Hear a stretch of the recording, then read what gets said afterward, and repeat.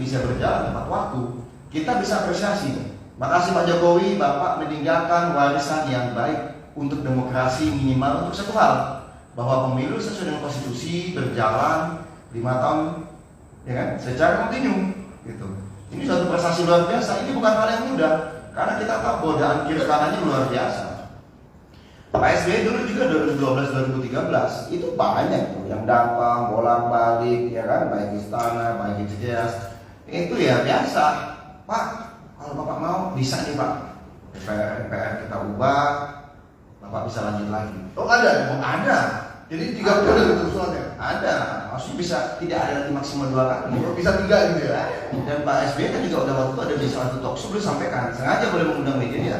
Kok mengapa begini ya gitu. Makanya kemudian dia ada waktu itu ada undangan talkshow satu media. Ya udah beliau sampaikan, mau dibujuk-bujuk kayak apa, saya tidak mau.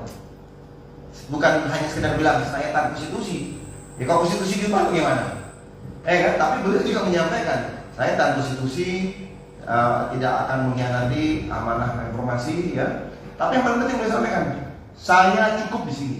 2 periode sudah lebih dari cukup. Selanjutnya harus ada pergantian kepemimpinan sesuai dengan amanah konstitusi. Jadi beliau tidak mau. Udah tegas gitu. Begitu beliau menyampaikan itu, udah diam itu. Nggak ada pergerakan di bawah layar, nggak ada pergerakan di depan layar. Bukan pengadilan nggak ada juga? Nggak ada juga pengadilan. Dan nggak ada yang berani. Kenapa? Maksudnya apa? Ini emang demokrasi, tapi bagaimana? Ya kita tahu lah bahwa ya kalau yang mau dicalonkan nggak mau, ya ngapain pada bujuk-bujuk? Kan begitu? Iya kan? Tapi pada saat yang dicalonkan ini ada kemungkinan mau, ya nggak tahu juga saya gitu kan. Nah sehingga bagi saya ini ujian kepemimpinan seorang Joko Widodo. Apakah beliau akan tunduk dan takluk oleh bujuk rayu segelintir orang yang haus dan mau kekuasaan, yang ingin terus menanggalkan kekuasaan tanpa bersusah payah? Karena kan kalau kita tahu kekuasaan saat ini kuat Pak. Kita bicara Pak Joko Widodo didukung oleh 82% parlemen ya. Ataukah beliau benar-benar ingin tetap teguh saya ini bisa hadir dan duduk di sini sebagai seorang presiden karena amanah dan perjuangan reformasi gitu, yang nggak mudah, ya, yang berdarah-darah, yang banyak nyawa bergelimpangan karena itu, sehingga kemudian ada pemilihan secara langsung dari seorang Pak Jokowi. Kita nggak tahu nih Pak Jokowi sebelum ini, ya kan? Sebelum Solo, sebelum Jakarta, habis itu Solo sebelumnya, nggak tahu nih who is anyway Jokowi ini.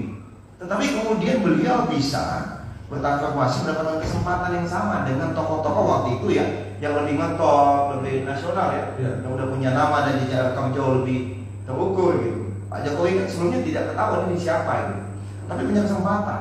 Nah kami berharap bahwa Pak Joko Widodo jangan lupa gitu, bahwa beliau bisa hadir, bisa duduk sebagai presiden saat ini.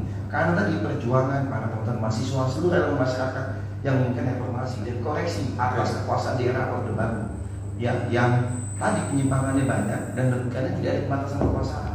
Saya bingung juga nih ngomongnya, diminta kayak gembira tapi ngomongnya serius.